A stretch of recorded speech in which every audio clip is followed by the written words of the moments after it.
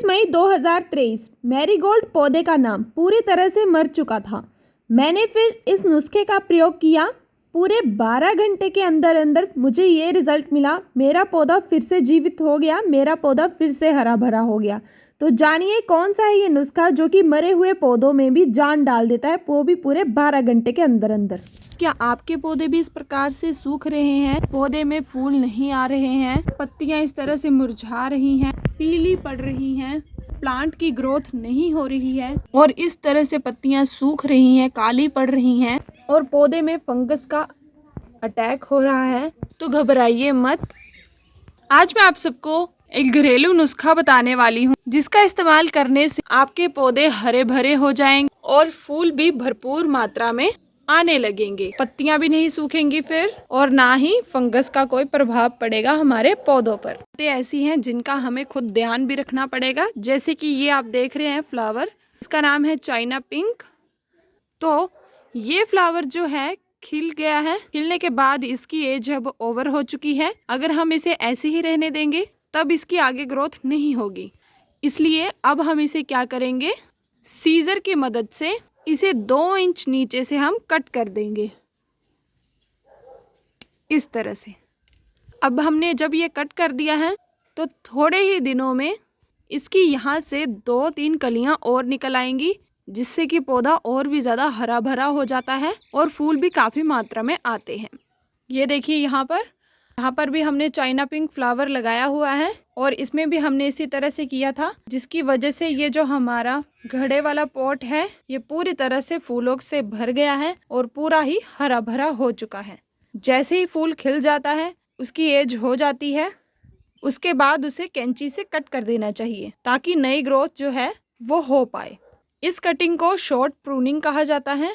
तो ये तो बात होगी कि अगर हमारा फूल खिल गया है उसके बाद हमें उस वाले पार्ट का क्या करना चाहिए कि तब ज़्यादा फूल आए। बट अगर हमारा पौधा फूल देने से पहले ही सूखने लग पड़े और फूल ना आए तब क्या करना चाहिए, तब तो ये चिंता का विषय बन जाता है हमारे लिए। तो बस आज फिर हम इसी टॉपिक पर बात करने वाले हैं और घरेलू नुस्खा भी अपनाने वाले हैं, जिससे कि ये पौधा फिर से हरा भरा हो जाएगा।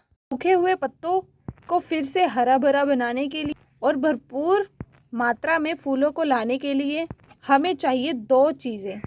एक तो चाहिए हमें बेकिंग सोडा प्लस हमें चाहिए नींबू।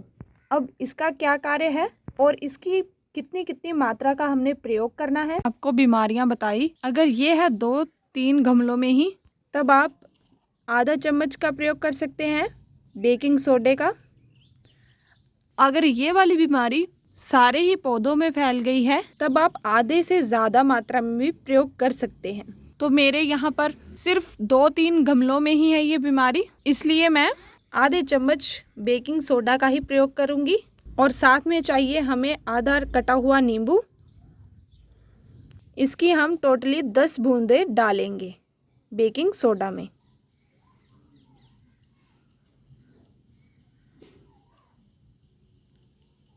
ये हो।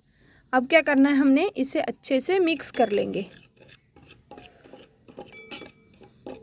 तो अब हम जान लेते हैं कि हमने इसमें बेकिंग सोडा का प्रयोग क्यों किया है, इसके क्या फ़ायदे होते हैं। बेकिंग सोडा क्या करता है, इंसेक्ट जो कीड़े मकोड़े होते हैं के प्रभाव को कम करता है और ये पौधों को फंगस से भी बचाता है, मतलब फफूंदी जिससे पौधों की ग्रोथ रुक जाती है उससे भी प्रोटेक्ट करता है ये।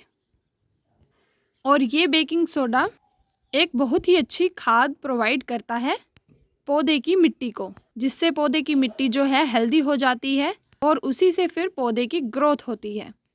और बेकिंग सोडा चींटियों के प्रभाव को भी कम करता है, ये आंट को किल कर देता है। तो इन सभी बातों से ये पता चलता है कि बेकिंग सोडा जो है एक काफ़ी बढ़िया फर्टिलाइज़र है जिसका हम आसानी से अपने पौधों में प्रयोग कर सकते हैं और इसे बनाना भी काफ़ी आसान है। अब हम ये जान लेते हैं कि हमने नींबू का ही प्रयोग क्यों किया। नींबू क्या करता है, मिट्टी की उपजाऊ क्षमता को बढ़ा देता है और फूलों को ज़्यादा से ज़्यादा मात्रा में लाने की पूरी कोशिश करता है। और जैसे कि आप सबको पता ही है, नींबू खट्टा होता है जो कि एसिडिक माना जाता है, और एसिडिक चीज़ों का मिट्टी में प्रयोग करने से मिट्टी का जो पीएच लेवल है ये उसे बैलेंस कर देता है, फिर उसी से पौधे अच्छी फ्लावरिंग करते हैं। तो मैं आशा करती हूँ कि आप इन दोनों चीज़ों के प्रयोग को अच्छे तरीके से समझ गए होंगे। तो अब जो हमने ये मिश्रण तैयार किया है, अब इसका हमने प्रयोग किस तरह से करना है अब ये जान लेते हैं। अब हम इसमें थोड़ा सा पानी ऐड करेंगे ताकि इनके जो भी गुण हैं वो अच्छे से आपस में मिक्सअप हो जाए। इतना काफ़ी है। फिर अच्छे से इसे घोल लेंगे। देखिए अभी तक ये घुला नहीं है, अच्छे से हमने इसे घोलना है पहले। तो साथ में हम ये भी जान लेते हैं कि हमने इसका प्रयोग कितनी बार करना है और किस तरह से करना है। अगर आपके पौधे में ज़्यादा फंगस का अटैक हो गया है तो आप वीकली इसका प्रयोग कर सकते हैं, और अगर अभी कम फंगस का अटैक हुआ है तो 15 दिनों में एक बार। अगर बिल्कुल भी अटैक नहीं है फंगस का, फिर भी आपको इसका प्रयोग महीने में एक बार ज़रूर करना चाहिए, क्योंकि अभी आपने ये जाना है कि ये ज़्यादा से ज़्यादा मात्रा में फ्लावरिंग करता है, इसलिए इसका प्रयोग महीने में एक बार ज़रूर करना चाहिए। अब जो ये मिश्रण तैयार हो चुका है, अब इसका इस्तेमाल किस तरह से करेंगे। जैसे कि मैंने आपको कहा कि मैंने 2-3 गमलों में इसका इस्तेमाल करना है। ये तो सिर्फ आधी कटोरी है, तो अब हम इसे क्या करेंगे, डाइल्यूट कर लेंगे। 1 लीटर में आधी कटोरी वाले इस मिश्रण को 1 लीटर पानी में मिक्स करके देंगे हम अपने पौधों को, जो कि फंगस से अफेक्टेड हैं, जिनकी पत्तियां काली और पीली पड़ चुकी हैं, ग्रोथ नहीं हो रही पौधे की, और जिनमें फ्लावरिंग नहीं हो रही। ओके, आप इसका प्रयोग स्प्रे पंप में भी डालकर कर सकते हैं। मेरे पास अभी बाल्टी अवेलेबल है, तो मैंने बाल्टी में 1 लीटर पानी डाल लिया है और इस मिश्रण को भी इसमें डाल दिया है। और हाँ जी, सबसे महत्वपूर्ण बात मैं आपको बता दूं कि आप इस फर्टिलाइज़र का प्रयोग सुबह के वक्त करें या फिर शाम के वक्त पर करें, दोपहर में बिल्कुल भी ना करें।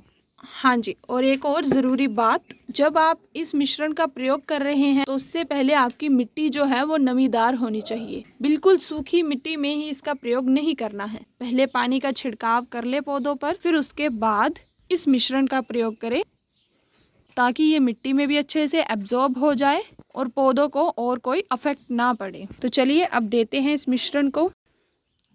इस तरह से हम पौधों की साइड में इसे प्रयोग कर लेंगे। ये देखिए यहाँ पर ये पत्तियाँ काली पड़ना शुरू हो गई हैं, तो इसका प्रयोग करने से इनकी रोकथाम भी हो जाएगी और फूल भी जल्दी से जल्दी खिलेंगे। और यहाँ पर देखिए ये जो फूल है मैरीगोल्ड, ये सूखने लग पड़ा है। अब हम इसका प्रयोग करेंगे इसमें, तो थोड़े ही दिनों में ये फिर से हरा भरा हो जाएगा।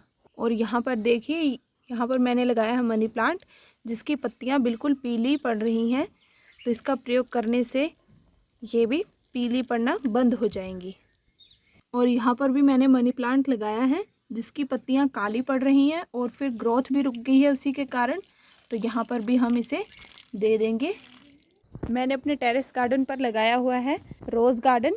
इसके लाइट पिंक कलर के फूल खिलते हैं, काफ़ी सुंदर लगते हैं, और इसकी भी मैंने यहाँ से कटिंग कर दी थी। और देखिए नई कली जो है यहाँ पर खिल गई है, और ये जो फूल खिल गए हैं इनकी हम अभी कटिंग कर देंगे। और साथ में इसमें अब हम देंगे ये वाला फर्टिलाइज़र, ताकि इसकी और भी अच्छी ग्रोथ हो और भी ज़्यादा फूल आए इसमें।